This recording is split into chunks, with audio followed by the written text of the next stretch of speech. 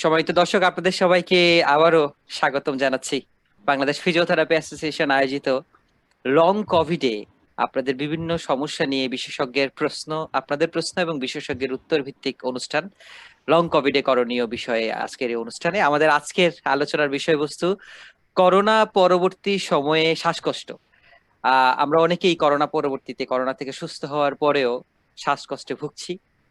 তো আশা করি আজকের এই প্রোগ্রামটি আপনাদের জন্য উপকার হবে। আজকে আমাদের সাথে আলোচনা রয়েছেন ডাক্তার মোহাম্মদ এহসানুর রহমান, যিনি সহযোগী অধ্যাপক physiotherapy, Bangladesh health professions institute এবং MPT course coordinator, Bangladesh health profession institute. পাশাপাশি তিনি কাজ করছেন একজন এক্সিকিউটিভ মেম্বার হিসেবে বাংলাদেশ ফিজিওথেরাপি অ্যাসোসিয়েশনে।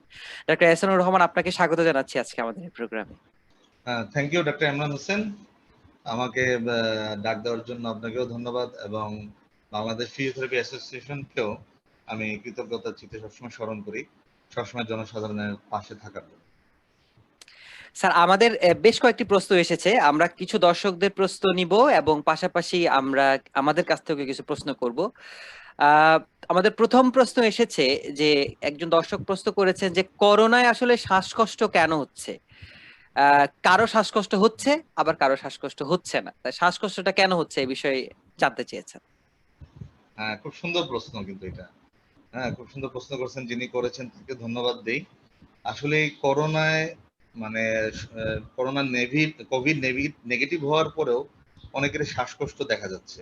কেন দেখা যাচ্ছে? এখন করোনায় যারা আক্রান্ত হয়ে হয়তো আইসিইউতে ছিলেন, যাদের বয়স একটু বেশি, কিছু কোমরবিডিটি আছে, হয়তো হাইপারটেনশন, ডায়াবেটিস মেলাইটাস এবং সিওপিডি বা এজমা আছেন, তাদেরকে মেকানিক্যাল ভেন্টিলেশন ইউজ করার পরেও ওই লাংসের যে টিস্যুগুলো, এগুলো তো ড্যামেজ হয়, মানে ফাইব্রোসিস হয়। ফাইব্রোসিস হওয়ার পরে এগুলো কিন্তু যে লাংসের এয়ারওয়ের কভারিং, আপনারা জানেন, এপিথেলিয়াল সেল। তো এটাকে দ্বারা ফাইব্রোসিস টিস্যু যখন এটাকে রিপ্লেস করে, তখন কিন্তু লাংসের আর ইলাস্টিক রিকয়েল টেন্ডেন্সি বা কন্ট্রাক্টিলিটি আর ভালোভাবে থাকে না। তার দরুন পরবর্তী লাইফে বা যে টিস্যুটা ফাইব্রোসিস হয়ে গেছে, ওটা কিন্তু আর রিপেয়ার হবে না বা রিজেনারেশন হবে না। তো তারা চলাফেরা বা যে কোনো ধরনের কায়িক পরিশ্রম করতে গেলে কিন্তু ওনারা শ্বাসকষ্ট বোধ করে। এবং আপনারা জানেন, বাংলাদেশের সিআরপি, যশোর বিজ্ঞান প্রযুক্তি বিশ্ববিদ্যালয় এবং যুক্তরাজ্যের কেন্ট ইউনিভার্সিটি, ওনাদের একটা রিসার্চে জানা গেছে যে কোভিড নেগেটিভ হওয়ার পরেও দেখা যায় যে প্রায় করোনার 10% রোগী বাংলাদেশে শ্বাসকষ্টে ভুগে। জি, আসলে একটা বড় অংশই আসলে শ্বাসকষ্ট ভুগছে। এবং আপনি যেটা বললেন যে আসলেই ফুসফুসের বিভিন্ন টিস্যু ড্যামেজ হচ্ছে, এই বিষয়টা আপনি বলেছেন। তো আমাদের এই মানে আরেকটা সম্পূরক প্রশ্ন হচ্ছে, তাহলে করোনা থেকে মানুষ সুস্থ হয়ে গেল, সুস্থ হয়ে গেছে, এই সময়েও তার শ্বাসকষ্ট হচ্ছে। কেউ কেউ বলছে যে আমার শ্বাসকষ্টটা আমি যখন কথা বেশি বলি তখন হচ্ছে, কেউ বলছে আমি যখন কাজকর্ম করতে যাই তখন হচ্ছে, কেউ বলছে আমি যখন সিঁড়ি বাইতে যাই তখন হচ্ছে, বা দীর্ঘক্ষণ কথা বলতে গেলে হচ্ছে। তো এটা কেন হচ্ছে বলে আপনার মনে হয়? এটা মেইনলি রেসপিরেটরি মাসল উইক হয়ে যায়। রেসপিরেটরি মাসল যদি উইক হয়ে যায়, সে দীর্ঘক্ষণ কথা বলতে পারবে না। সে একটু হাঁটা চলাফেরা করলে, যেমন এটাকে বলে আমরা ল্যাবর্ড ব্রিদিং, যে রুম থেকে তার একটু ড্রয়িং রুমে গেল, ঠিক আছে, এই হাঁটা চলাফেরার মধ্যে তার শ্বাসকষ্ট বোধ করতেছে, বিকজ তার রেসপিরেটরি মাসল উইক হয়ে গেছে। তার ইন্সপাইরেটরি এবং এক্সপাইরেটরি মাসল ডায়াফ্রাম এর যে অ্যাক্টিভিটি, আপনারা জানেন ইন্সপাইরেশনের সময় ডায়াফ্রাম একটু লোয়ার হয়, এক্সপাইরেশনের সময় ডায়াফ্রাম একটু আপ হয়। এই যে মোবিলিটিটা, এইটা তাদের কমে যায়। এবং ওই যে প্রথমবার যে বললাম যে ফাইব্রাস টিস্যু যে রিপ্লেস হয়, তাহলে দেখা যায় লাংসের অনেকখানি এরিয়া তার ড্যামেজ হয়ে যায়, বিশেষ করে লোয়ার লোবের এরিয়াটা ড্যামেজ হয়। তখন কি করতে হবে, তাকে আপার লোব এবং মিডল লোবের যে টিস্যুটা হেলদি আছে, ওইটাকে আরো মজবুত করতে হবে। তাকে কিছু অ্যারোবিক এক্সারসাইজ করতে হবে, তাকে ডায়াফ্রাগমেটিক স্ট্রেংথেনিং এক্সারসাইজ করতে হবে, এবং দেখা যাবে সে আস্তে আস্তে গ্রাজুয়ালি সে ইমপ্রুভ হবে। এবং দেখা যায় যে লং কোভিড আমরা যেটা বলতেছি, যে কোভিড নেগেটিভ হওয়ার পর 12 সপ্তাহের পর পর্যন্ত এই তার শ্বাসকষ্টটা থাকতে পারে, যেটাকে নতুন একটা টার্মই বলা হচ্ছে, এটাকে লং কোভিড। এবং লং কোভিড পর্যায়ে প্রায় 35 থেকে 40 সপ্তাহ পর্যন্ত শ্বাসকষ্টটা থাকতে পারে। এবং আমাদের দেশের পরিপ্রেক্ষিতে দেখা যায় যে পুরুষদের তুলনায় মহিলাদের কিন্তু এই শ্বাসকষ্টটা বেশি থাকে। বয়স সীমাটাও একটু অদ্ভুত ব্যাপার, যেটা আমাদের একটা রিসার্চ গবেষণায় আসছে, যে 31 থেকে 50 বছরের পুরুষ এবং মহিলাদের মধ্যে এই শ্বাসকষ্টটা বেশি দেখা যাচ্ছে। শুধুমাত্র বয়স্ক মানুষ যে তাদের ক্ষেত্রে কিন্তু না, 31 থেকে 50 বছর বয়সের মধ্যে ইয়াং এই এডাল্ট বলা যেতে শ্বাসকষ্টটা পারে। বেশি পাওয়া যাচ্ছে। হ্যাঁ, ইয়াং অ্যাডাল্ট। জি, 27শে মে, তার মানে হচ্ছে গতকালকে হুম, বিএমজে তে একটা আর্টিকেল পাবলিশ হুম, হয়েছে যে শ্বাসকষ্টটা হচ্ছে হুম, লং কোভিড এর একটা বিশাল অংশ। ফেটিক যেমন একটা বড় অংশ জুড়ে আছে, শ্বাসকষ্ট হচ্ছে বিশাল অংশ। এবং বিএমজে ওনারা একজন রিডার, তো তিনি এটা কমেন্ট করেছেন যে ফিউচারে আমাদের পার্সপেক্টিভে আমাদের রিসার্চ গুলো লং কোভিড এর শ্বাসকষ্ট আসলে কনসিকোয়েন্স কতটা হয় সেটা আহ, দেখা যেতে পারে। কারণ আমরা যেটা পেয়েছি যে আপনার 12 সপ্তাহ থেকে শুরু প্রায় 27 সপ্তাহ পর্যন্ত তার কোনো না কোনো ভাবে শ্বাসকষ্ট হচ্ছে। হয়তো প্রথমে এমনি শ্বাসকষ্ট, হুম, পরে কাজ করতে করতে, এরপর দেখা যাচ্ছে তিনি যখন কাজে ফিরে যাচ্ছেন তখনও তার শ্বাসকষ্ট হচ্ছে।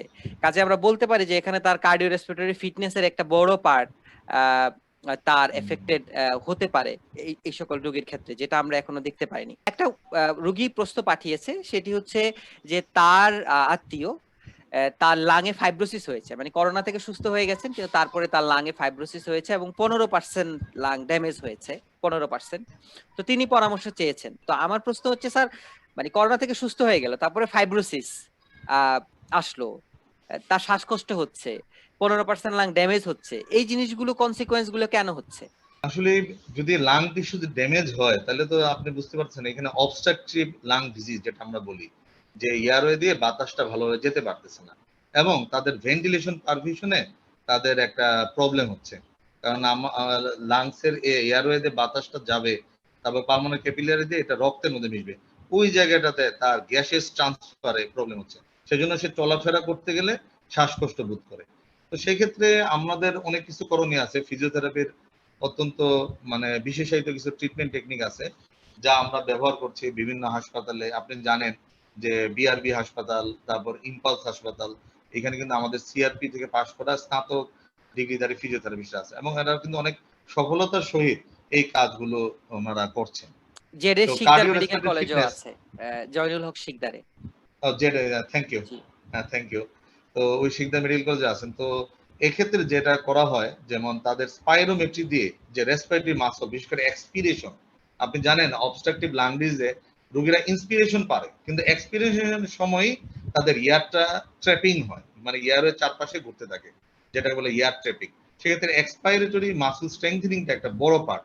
আমরা আমাদের প্র্যাকটিক্যাল লাইফে দেখি যে ওনারা স্পাইরোমিটার দিয়ে 600 সিসি, মানে 3 বল স্পাইরোমিটার দিয়ে একটা বল শুধু ফুল তারা উঠাতে পারে। কিন্তু এখানে ফিজিওথেরাপিস্টরা যদি ভালোভাবে শিখিয়ে দেয় যে এক্সপাইরেশনটা আপনি কিভাবে করবেন, কিভাবে আরো ফোর্সফুলি করতে পারেন, অথবা আপনার ভাইটাল ক্যাপাসিটিটা কিভাবে বাড়াতে পারেন। যাদের ভাইটাল ক্যাপাসিটি কমে যায়, এটা একটা নতুন টার্ম যে ফুল ইন্সপিরেশন করার পরে ফুল এক্সপিরেশন। তো এই ভাইটাল ক্যাপাসিটিটা যদি কমে যায় তাহলে কিন্তু তার শ্বাসকষ্ট হবে, সে চলাফেরা করতে পারবে না, তার মধ্যে ল্যাবড ব্রিদিং থাকবে। কেমন? তো এইসব জায়গাগুলো আমাদেরকে ভালোভাবে অ্যাসেসমেন্ট করে তারপর তাকে pursed lip breathing exercise, deep breathing exercise, tummy breathing exercise, কিছু অ্যারোবিক এক্সারসাইজ, ইভেন সে যদি হাঁটা চলাফেরাও করে, হাঁটা চলাফেরা করে 2 হাত উপরের দিকে তুলে তারপর যে এক্সপ্রেশন করে, এটাও লাংসের আপনার ডায়ামিটারটাকে স্ট্রেংথেনিং করে। আপনি জানেন লাংসের যে ভার্টিক্যাল ডায়ামিটার, এটা বাড়ানোর জন্য আপনি অ্যান্টি গ্র্যাভিটি পর্যায়ে এক্সারসাইজ গুলো করতে হবে এবং স্ট্রেংথেনিং এক্সারসাইজ করতে হবে। তবে স্পাইরোমিটার মাধ্যমে যে আমরা এক্সপাইরেশনটা শিখিয়ে দিই, এটা রোগীরা কিন্তু বাসায় বসেও নিজেরা করতে পারে এবং এটা গ্রাজুয়ালি দেখা যাবে তাদের ব্রেথলেসনেস বা শ্বাসকষ্টটা আস্তে আস্তে কমে যাবে। কাজে আপনি বলছেন ভাইটাল ক্যাপাসিটির কথা, তার মানে আমরা এক বুক ভরে নিঃশ্বাস নেওয়ার পরে যদি আমরা পুরোটাই ছাড়তে পারি তাহলে আমাদের ভাইটাল ক্যাপাসিটিটা ভালো আছে, আমরা সাবজেক্টিভলি আমরা বাড়বে, বলতে পারবো। বাড়বে। কাজেই দেখা যাচ্ছে অনেকেরও কিন্তু এই জিনিসটা নাই। এবং আপনি আসলে কিছু এক্সারসাইজের কথা বলেছেন যেগুলো আমরা চেষ্টা করবো একটু ব্যাখ্যা করার জন্য, যাতে করে আমাদের অবশ্যই, রোগীরা অবশ্যই। এটা করতে পারে। প্রথমে আপনি উপকৃত বলেছেন যে হয়। উপকৃত হবে। তো আপনি বলেছেন যে ডিপ ব্রিদিং এক্সারসাইজের কথা, যে ডিপ ব্রিদিং এক্সারসাইজ করা বা স্পাইরোমেট্রি দিয়ে এক্সারসাইজ করা, এটা পদ্ধতিটা কি? এটা যদি আমাদেরকে একটু বলেন তাইলে আমরা চেষ্টা করব যে এটা পদ্ধতিটা ব্যাখ্যা করার জন্য। Excellent, thank you Imran. এটা সবচেয়ে ভালো হয় যদি রোগী খুব দুর্বল থাকে, উইক থাকে এবং তার বয়স বেশি, মনে করেন 65 বা 70, তখন তাকে আমরা মানে হাফ লাইন পজিশন, এটা বেড পাওয়া যায়, এই ধরনের বেড, এই বেডের মাধ্যমে তার মাথাটা উঁচু থাকবে 45 ডিগ্রি এবং মাথা থেকে ট্রাঙ্ক পর্যন্ত 45 ডিগ্রি অ্যাঙ্গেল থাকবে। এবং পা একদম বিছানার সাথে লেগে থাকবে। এই পজিশনটা সবচেয়ে ভালো পজিশন। কেন ভালো? এইখানে ইন্ট্রাপ্লুরাল প্রেশারটা লেস নেগেটিভ থাকে, মানে অ্যাটমসফেরিক প্রেশার থেকে বাতাসটা খুব সহজেই একদম আপার রেসপিরেটরি ট্র্যাক্ট দিয়ে একদম লাংস পর্যন্ত এটা যেতে পারে। তো রোগীরা এই পর্যায়ে সবচেয়ে আরাম বোধ করে। তো সে নর্মাল ব্রিদিং করবে, নাক দিয়ে বাতাস নেবে, মুখ দিয়ে বাতাস ছাড়বে, যেটাকে আমরা বলি ব্রিদিং রিল্যাক্সেশন এক্সারসাইজ। এটা 4-5 বার করলো, তারপরেই সে কি করবে, ফিল করবে। সে 2 হাত দিয়ে তার রিবস বরাবর ধরলো, যে তার ল্যাটারাল মানে পাশ দিয়ে রিবসটা বা বক্ষপিঞ্জটা এক্সপান্ড বা প্রসারিত হচ্ছে কিনা, আবার এটা স্কুইজ হচ্ছে কিনা। সে 2 হাত ধরে নাক দিয়ে নিতে হবে, নাক দিয়ে বাতাসটা নিয়ে মুখ দিয়ে বাতাসটা ছেড়ে দিবে।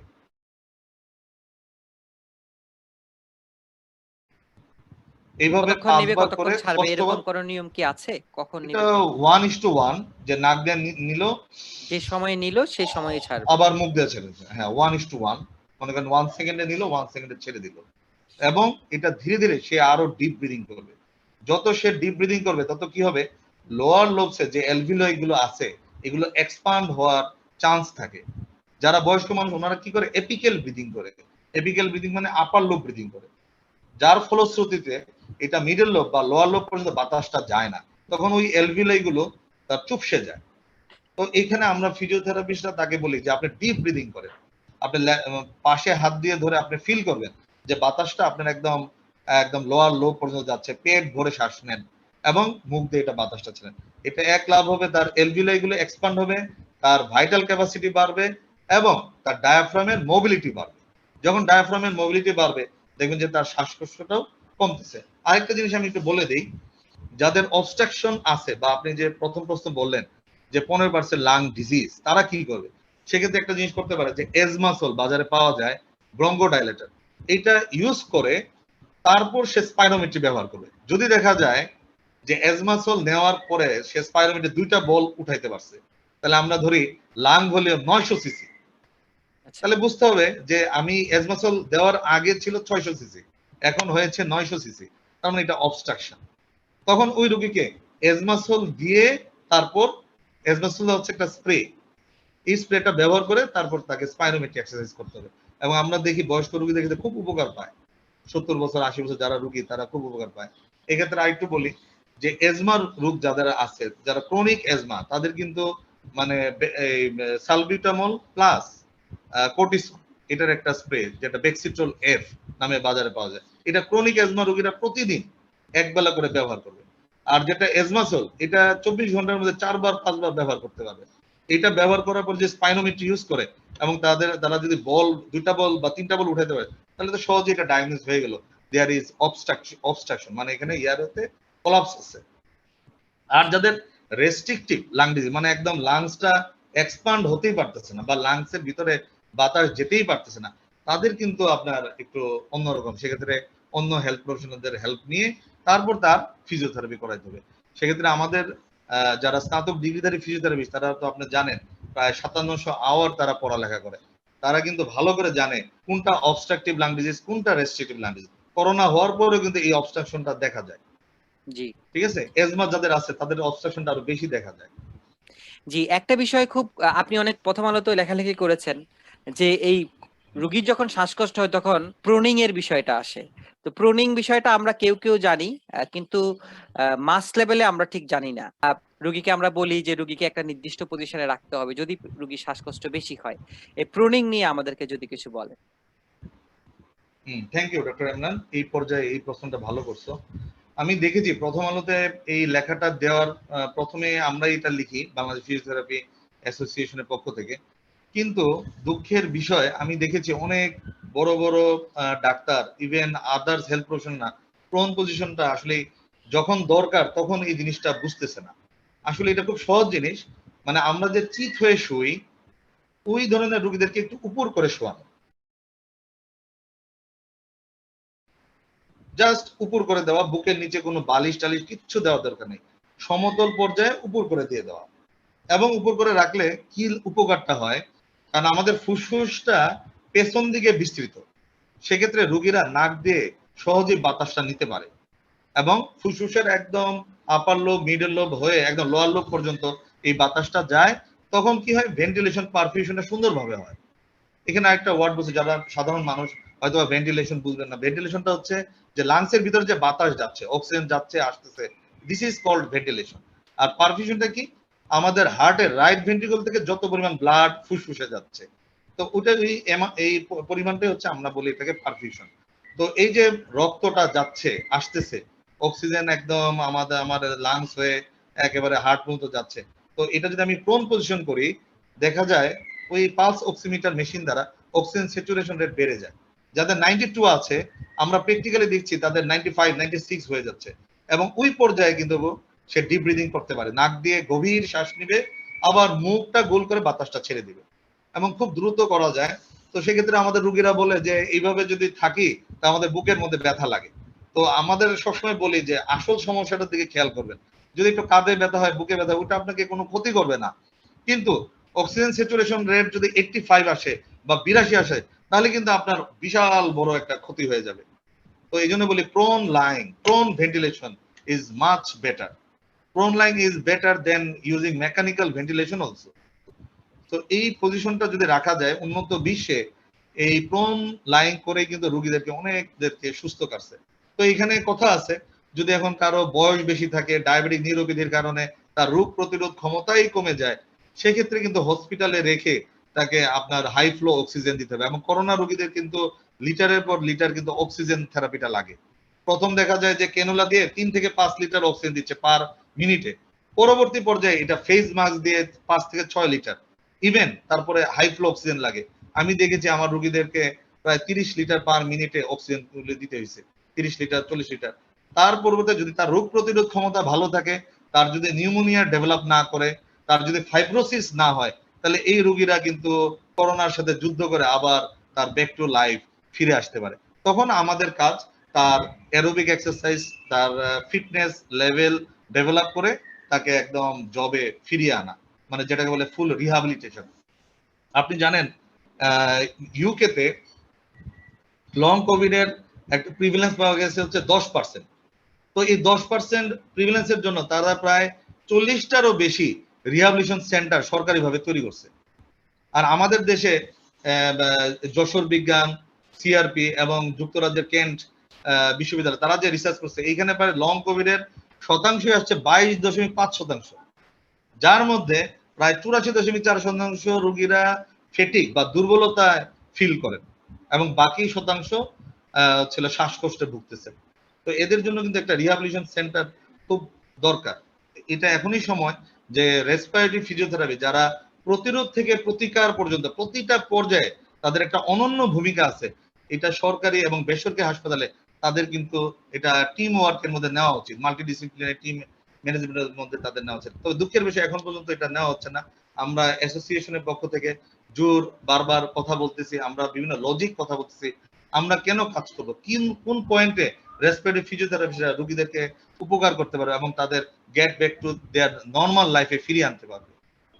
হ্যাঁ জি ডাক্তার স্যার, ইমরান বলেন। আরেকটা বিষয়ে একটা কথা বলতে চাই যে আপনি অনেক চমৎকার কথা বলেছেন। হুম, আহ হুম, ওই গবেষণাটা আশা করি যদি প্রকাশ হয় আমাদের জন্য একটা বড় এভিডেন্স হয়ে আচ্ছা, থাকবে।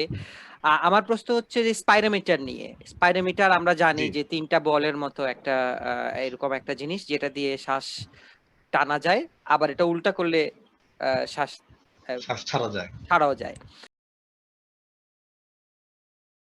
জি, তাহলে এই ছাড়া বাসায় যায়। রুগী এই যে লং কোভিড এর সময় রুগী স্পাইরোমিটার এক্সারসাইজটা কিভাবে করবে সে?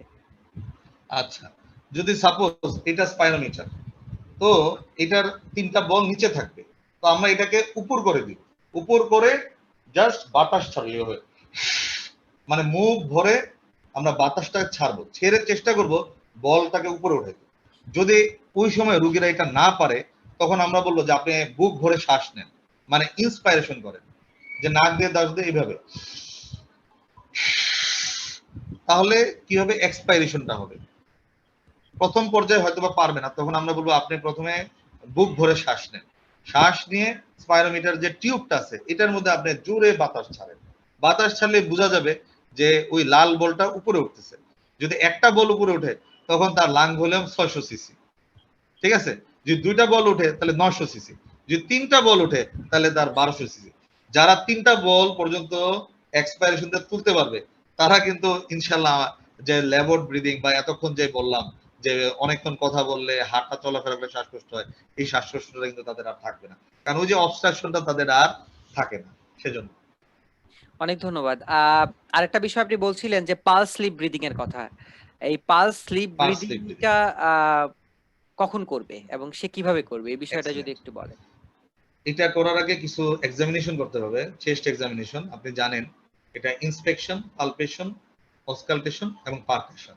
আমরা এটা করে দেখব, ঠিক আছে, তার ইন্সপেকশন, তার ট্রাকিয়া ডেভিয়েশন আছে কিনা, পালপেশনে তার বাকেট হ্যান্ডেল মুভমেন্ট বা পাম হ্যান্ডেল মুভমেন্টটা হচ্ছে কিনা, মানে বক্ষবিঞ্জনটা চেস্টের পাশাপাশি মুভ মুভমেন্ট। করতেছে কিনা, সামনের দিকে মুভ করতেছে কিনা, তার সবচেয়ে ইম্পর্টেন্ট অক্সিজেন স্যাচুরেশন রেটটা কত আছে। যদি এটা নরমাল রেঞ্জে থাকে 94 থেকে 98 এ থাকে, তখন কিন্তু আপনি পার স্লিপ ব্রিদিং এক্সারসাইজ যাবেন। এটাকে আমরা বলি 3:6 পার স্লিপ ব্রিদিং এক্সারসাইজ, অথবা যদি 3-6-7 পার স্লিপ যদি ব্রিদিং পালস এক্সারসাইজ। অক্সিমিটারে 95 নিচে না হয় তাইলে কি আমরা oxygen pulse slip saturation rate করব না? এক্স্যাক্টলি। ওকে, না, তখন করার দরকার নেই, করা দরকার তখন নেই। করার দরকার নেই, তাহলে রোগী আরো ক্লান্ত হয়ে যাবে, তখন কিন্তু সে আরো শ্বাসকষ্ট ফিল করবে, বুঝছেন। ফিল করবে। তো এটা 95 এর উপরে থাকলেই তখন স্লিপ ব্রিদিং এক্সারসাইজটা করবেন। এটা আমি একটু বাংলায় বলে নিই যে 3-6-7, মানে 3 সেকেন্ড ধরে আপনি বাতাসটা নিবেন, 6 সেকেন্ড ধরে বাতাসটা রাখবেন এবং 7 সেকেন্ড ধরে বাতাসটা ছাড়বেন। আরো যদি সহজভাবে বলি যে আপনি বুকের মধ্যে হাত দেন, আপনি আঙ্গুলে গণেন 1 2 3, 3 বলে বাতাসটা নিবেন এইভাবে।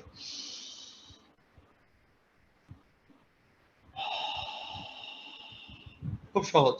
3 বলে বাতাসটা নিলাম আর আঙ্গুলে আমি 6 পর্যন্ত গণে বাতাসটা ছাড়লাম। তাহলে 3-6 পার স্লিপ ব্রিদিং এক্সারসাইজ। যখন দেখা যাবে যে এটা আজকে শুক্রবার, সে আজকে এটা ভালো পারতেছে, তখন আমরা আরেকটু প্রোগ্রেসিভ করব। প্রোগ্রেসিভটা কিরকম? 3-6-7 ব্রিদিং এক্সারসাইজ। 3 সেকেন্ড ধরে বাতাসটা নিবে, 6 সেকেন্ড ধরে বাতাসটা হোল্ড করবে এবং 7 সেকেন্ড ধরে বাতাসটা ছেড়ে দিবে। এটা একটা ফ্যান্টাস্টিক এক্সারসাইজ। তবে এটা মানে একজন অভিজ্ঞ রেসপিরেটরি ফিজিওথেরাপিস্টের তত্ত্বাবধানে এবং নির্দেশনা অনুযায়ী এটা করা উচিত। আর যারা বাসায় আছেন আমাদের বয়স্ক মা বাবারা বা রুগীরা, তারা আপনারা সহজভাবে 3 সেকেন্ড ধরে বাতাস নিবেন, 6 সেকেন্ড ধরে বাতাসটা ছাড়বেন। এটা আর স্পাইরোমেট্রি যদি এক্সারসাইজ করেন আপনারা অনেক ভালো থাকবেন। জি, অনেক ধন্যবাদ স্যার। আরেকটা প্রশ্ন এসেছে, সেটা হচ্ছে কার্ডিও। কার্ডিওর কথা বলেছেন। আমি যেটা বুঝেছি যে দর্শকের প্রশ্নটা ছিল এরকম যে আমরা তো অনেক সময় দেখি যে করোনার পরে সুস্থ হওয়ার পরে দুর্বলতা থাকে, শ্বাসকষ্ট থাকে। তো অনেকেই তাদেরকে বলেন যে আপনি কার্ডিও এক্সারসাইজ করেন, মানে একটু হাঁটাচলা করেন, একটু অ্যারোবিক এক্সারসাইজ করেন। তো এই বিষয়ে আপনার নির্দেশনা কি হবে, কখন করা উচিত এবং কিভাবে করা উচিত সহজভাবে? হ্যাঁ, থ্যাংক ইউ ডক্টর ইমরান এই প্রশ্ন করার জন্য। আমার ফুফাই ইবনে সিনায় ভর্তি, ওনার বয়স প্রায় 85 বছর। তো ওনাদের ক্ষেত্রে কার্ডিওলজিস্টরাই এখন বলতেছে যে এটা ফিজিওথেরাপি শুরু করে। তো সেক্ষেত্রে আমরা কি করি, পেশেন্টকে শোয়া অবস্থায় রেস্টিং হার্ট রেটটা মেজার করি নি, রেস্টিং হার্ট রেট, তারপর তার ম্যাক্সিমাম হার্ট রেট এবং টার্গেট হার্ট রেট। এই টার্গেট হার্ট রেট গুলি মেজার করে, মানে এর চেয়ে উপরে যেন তার পালস রেট না ওঠে সেইভাবে তাকে কিছু এক্সারসাইজ আমরা করাই। আপনি যদি নর্মাল পেশেন্ট যদি হাঁটা চলাফেরা করে 20 থেকে 30 minute, that's a good point. যদি পেশেন্ট নর্মাল হাঁটা চলাফেরা করতে পারে, অথবা যে সে বসা থেকে দাঁড়ানো, এটা যদি ইন্ডিপেন্ডেন্টলি করতে পারে, এবং আমাদের একটা স্কেল আছে মডিফাইড বর্গ স্কেল, ওটাতে যদি তার 1 2 3 থাকে, মানে 1 2 3 কিছু প্রশ্ন, সে রেস্টিং পর্যায়ে শ্বাসকষ্ট ফিল করছে কিনা, ডিউরিং অ্যাক্টিভিটিতে শ্বাসকষ্ট ফিল করছে কিনা, যদি এটা তার ভালো থাকে, তখন আমরা সিঁড়ি দিয়ে উঠানামা করতে বলি। যদি 24 ঘন্টায় বা একদিনে 2 বারও সে সিঁড়ি দিয়ে উঠানামা করতে পারে, মনে করেন সাপোজ সে 3 তলায় থাকে, নিচতলা থেকে 3 তলা পর্যন্ত উঠলো, 3 তলা থেকে নামলো, এটা একটা গুড মানে কার্ডিয়াক এক্সারসাইজ, ঠিক আছে। তো প্রথম স্টেপ আমরা বললাম যে নর্মাল হাঁটতে হবে 20 থেকে 30 মিনিট। যে নর্মাল এই রোগী হাঁটতে পারে, তখন তাকে আপনি তাকে কিছু ডিপ ব্রিদিং এক্সারসাইজ করান, তাকে ডায়াফ্রাগমেটিক এক্সারসাইজ করান বা মোবিলিটি বাড়ান। তারপর আপনি প্রোগ্রেসিভ হবেন, যে সিঁড়ি দিয়ে ওঠানামা করা, চলাফেরা। এখন যে রোগী মনে করেন ওয়াকার দিয়ে হাঁটতেছে, তার ক্ষেত্রে তো আপনি আর সিঁড়ি চিন্তা করবেন না, তার ক্ষেত্রে চিন্তা করুন যে সে বাসার মধ্যে হাঁটবে। বাসায় বারান্দা আছে, বারান্দায় অনেক খোলা বাতাস পাওয়া যায়, আপনি জানেন, ওটার মধ্যে দাঁড়িয়ে দাঁড়িয়ে সে তার ডিপ ব্রিদিং এক্সারসাইজের প্রক্রিয়াগুলো করবে। এখন যে রোগী মনে করেন বসা অবস্থায় শ্বাসকষ্ট ফিল করতেছে বা সে খুব টায়ার্ড ফিল করে, তখন আমরা বলি যে আপনি টেবিলের মধ্যে একটা বালিশ রেখে আপনি জাস্ট এই পজিশনে থাকেন। এতে কি হয়, ফুসফুসটা সম্প্রসারিত হয়, মানে ফরওয়ার্ড লিন পজিশনে ফুসফুসটা সম্প্রসারিত হয়। সো বিভিন্ন পজিশনিং এর মাধ্যমেও শ্বাসকষ্ট বা ব্রেথলেসনেস এটা কিন্তু কমানো কমানো যায়। সম্ভব। কমানো কমানো সম্ভব। সম্ভব। অনেক ধন্যবাদ স্যার। কমানো আসলেই সম্ভব বিভিন্ন পজিশনের মাধ্যমে বিভিন্নভাবে। আর আরেকটা বিষয় হচ্ছে অনেকে বলছেন যে তারা ভালো আছেন। মানে এমন নয় যে তাদের শ্বাসকষ্ট হচ্ছে। কিন্তু তারা একটু বেশি ভারী কাজ করতে গেলে মনে হচ্ছে যেন একটু হাঁফিয়ে উঠতেছেন। তো তারা যদি একটা নরমাল মানুষের মতোই তারা যদি অ্যারোবিক এক্সারসাইজ করতে চায় তাদের জন্য সবচেয়ে ভালো কোনটা অ্যারোবিক এক্সারসাইজ? সপ্তাহে কয়দিন করবে? এই বিষয়ে যদি কোনো নির্দেশনা থাকে আপনার। হ্যাঁ, থ্যাংক ইউ ডক্টর ইমরান। এটা আসলে বয়স্ক মানুষদের জন্য খুব ভালো একটা প্রশ্ন। এটা একটা রিসার্চ পাবলিশ হয়েছিল তাহা এন্ড মনির 2019 সালে। ওই রিসার্চ অনুযায়ী প্রতিদিনই মানে moderate grade exercise, high grade না, লো গ্রেডও না, মডারেট লেভেল, যে আপনি হাঁটতেছেন মডারেট লেভেল, বেশি জোরে হাঁটার দরকার নাই, ওই লেভেলে যদি হাঁটেন তাহলে যাদের মনে করেন নর্মাল কাজ করে বুকে একটু দুর্বলতা লাগছে বা একটু হালকা হলেও ব্রেথলেস আছে, তারা যদি নর্মাল বেগে যদি হাঁটা চলাফেরা করেন এটা তাদের জন্য ভালো। কিন্তু করতে হবে কতক্ষণ? প্রতিদিন অ্যাটলিস্ট 20 থেকে 30 মিনিট। 20 থেকে 30 মিনিট। সে যদি থেরাবেন্ড বা ডাম্বেল দিয়েও স্ট্রেংথেনিং এক্সারসাইজ করে, এটা ওই রিসার্চ গবেষণা অনুযায়ী 10 রিপিটেশন কিন্তু 2 সেট, মানে একটা সেট 10 রিপিটেশন।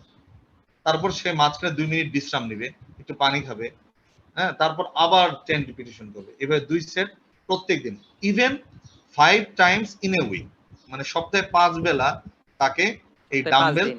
অথবা থেরাবেন্ড দিয়ে সে স্ট্রেংথেনিং করতে পারে। কিন্তু হাঁটা চলাফেরার ক্ষেত্রে আমি দেখেছি আমার পাড়া প্রতিবেশী অনেকে জোরে হাঁটে। এটা কিন্তু গবেষণায় বলে নাই, বলছে যে আপনি মডারেট লেভেলে হাঁটা চলাফেরা করবেন। কেমন এইটাই এটা শরীরের যে স্ট্রেংথেনিং এক্সারসাইজ বা মাসল গুলোকে মজবুত করে এবং কারোর মধ্যে যে কর্টিসল লেভেলের পরিমাণ বাড়ে। আপনি জানেন যে ডিপ ব্রিদিং এক্সারসাইজ এবং ওয়াকিং এ কর্টিসল লেভেলটা কিন্তু নরমালে থাকে। কর্টিসল লেভেল যদি বেড়ে যায় তাহলে কিন্তু এটা হার্টকে এফেক্ট করে এবং হার্ট অ্যাটাক করে। জি, ডক্টর এহসানুর রহমান রবিন স্যার আপনাকে অনেক ধন্যবাদ। অনেক প্রশ্ন আপনার কাছ থেকে আমরা জেনেছি। আপনাকেও ধন্যবাদ। দর্শকদের প্রশ্ন। আমাদের আরেকটা প্রশ্ন যদি আপনি ইন জেনারেল বলেন, কারণ আমাদের এই ভিডিওগুলো অনেকেই দেখেন। তো সেই ক্ষেত্রে আসলে এই জি, চেস্ট ফিজিওথেরাপি বা কার্ডিও রেসপিরেটরি ফিজিওথেরাপি কোভিডে এটা অ্যাকচুয়ালি কেন প্রয়োজন? কেন সমস্ত স্বাস্থ্যের সমস্ত পর্যায়ে একজন চেস্ট ফিজিওথেরাপিস্ট থাকা প্রয়োজন? এই বিষয়টা যদি আপনি একটু বলেন। খুব সুন্দর একটা প্রশ্ন ডক্টর ইমরান। প্রশ্ন দেখে বোঝা যাচ্ছে যে এগুলো নিয়ে আসলে দর্শকরা এবং আপনারা অনেক চিন্তা ভাবনা করছেন। চেস্ট ফিজিওথেরাপি আপনি জানেন মহাখালী বক্ষবিধি হাসপাতালে যত অবস্ট্রাকটিভ রেস্ট্রিকটিভ লাং ডিজিজ আছে, ওই টিমের মধ্যে কিন্তু একজন স্নাতক ডিগ্রিধারী এবং অভিজ্ঞ ফিজিওথেরাপিস্ট কিন্তু থাকা উচিত। অন্ততপক্ষে সরকারি হাসপাতালে আপনার একটা মানে জায়গায় থাকতে হবে যে রেসপিরেটরি ফিজিওথেরাপি সেন্টার। ওখানে অভিজ্ঞ ফিজিওথেরাপিস্টরা থাকবে, ওনারা অ্যাসেসমেন্ট করবে এবং এই রোগীদের ক্ষেত্রে ফিজিওথেরাপিটা দিবে। আপনি জানেন যাদের অবস্ট্রাকটিভ লাং ডিজিজ আপনি যতই ওষুধ দেন, যদি ফুসফুস বা রেসপিরেটরি মাসলটাকে আপনি মজবুত না করেন, আপনি যদি ভাইটাল ক্যাপাসিটি রোগীদেরকে না বাড়ান, তাহলে কিন্তু যতই ওষুধ খান ওর কিন্তু কোনো উপকার আসবে না। সে দেখবেন যে একটু চলাফেরা করলে সে দুর্বল হয়ে যাচ্ছে। আপনাকে অবশ্যই রেসপিরেটরি মাসল, বিশেষ করে ইন্সপাইরেটরি মাসল এবং এক্সপাইরেটরি মাসল, এটা স্ট্রেংথেনিং করতে হবে। তো এটার জন্য কারা কাজ করবে? এটা চেস্ট ফিজিওথেরাপিস্টরা কাজ করবে, কারণ তারা জানে কোন মাসলটা রেসপন্সিবল ফর ইন্সপিরেশন, কোন মাসলটা রেসপন্সিবল ফর এক্সপিরেশন, এবং তার পর্যায়গুলি, কখন আমি তাকে এক্সারসাইজ গুলো করাবো না, কখন আমি এক্সারসাইজ গুলো করাবো, এবং এই যে অ্যাসেসমেন্ট গুলো যেটা বললাম 4টা ধাপ, ইন্সপেকশন, পালপেশন, অসকালটেশন এবং পারকাশন, এগুলো নিয়ে আসলে অনেক বড় আসলে সেশন দরকার। কিন্তু এগুলো যখন আমরা পালমোনোলজিস্ট বা বড় বড় চেস্ট মেডিসিন ডক্টরদের সাথে আলাপ করব, তখন কিন্তু তারা বুঝবে যে আসলে আমি যে ওষুধ দিচ্ছি একটা পর্যায়ে কিন্তু ওষুধগুলো এত বেশি মাসলগুলোকে উপর বা ইয়ারওয়ের উপর কিন্তু আর এত কাজ করতে পারে না বয়সের জন্য, বা তার যে রোগ প্রতিরোধ ক্ষমতা কমে যায়। তখন কিন্তু এই রেসপিরেটরি ফিজিওথেরাপিস্টরা কিন্তু তাকে হেল্প করতে পারবে। এক হচ্ছে মাসল স্ট্রেংথেনিং করা, মাসল বিল্ড আপ করা এবং তার ফিটনেস লেভেল বাড়ানোর জন্য অবশ্যই রেসপিরেটরি ফিজিওথেরাপি লাগবে, কারণ এটা একটা বিশেষায়িত চিকিৎসা ব্যবস্থা। এবং শুধু করোনা না, অবস্ট্রাকটিভ রেস্ট্রিকটিভ লাং ডিজিজের প্রতিরোধ থেকে প্রতিকার প্রত্যেকটা পর্যায়ে এই রেসপিরেটরি ফিজিওথেরাপিস্টের একটা অনন্য ভূমিকা রয়েছে। অসংখ্য ধন্যবাদ ডক্টর এহসান রবিন স্যার, যিনি কথা বলছিলেন আজকে করোনা পরবর্তী শ্বাসকষ্ট বিভিন্ন বিষয় নিয়ে কথা বলছিলেন। কথা বলছিলেন যে এই সময় আমাদের কি ধরনের এক্সারসাইজ করা প্রয়োজন, এবং কথা বলছিলেন যে ওভারঅল বিভিন্ন দর্শকদের প্রশ্নের উত্তর উনি দিয়েছেন। ডক্টর এহসান রবিন স্যার, আপনাকে অসংখ্য ধন্যবাদ আজকে বাংলাদেশ ফিজিওথেরাপি অ্যাসোসিয়েশনের এই প্রোগ্রামে অংশগ্রহণ করার জন্য। ডাক্তার ইমরান, আপনাকে অনেক ধন্যবাদ। আপনিও অনেক প্রবেশের জন্য চেষ্টা করছেন।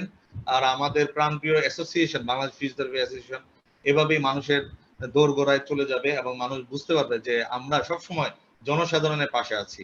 জনসাধারণের উপকারের জন্যই কিন্তু আমাদের এই ওয়েবিনার করা, এবং মানুষ উপকার পাক সেই আশাই আমি করতেছি। আমি দর্শক, বিদায় নিচ্ছি। ধন্যবাদ স্যারকে।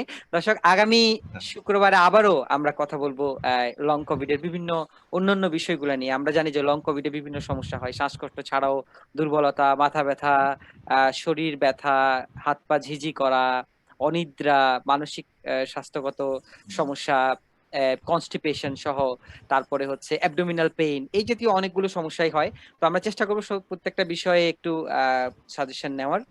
আশা করি যে আপনারা আমাদের সাথেই থাকবেন। আজকের মতো এখানে বিদায় নিচ্ছি। আল্লাহ হাফেজ। আসসালামু আলাইকুম। সবাই ভালো থাকবেন এবং সুস্থ থাকবেন। খুদা হাফেজ।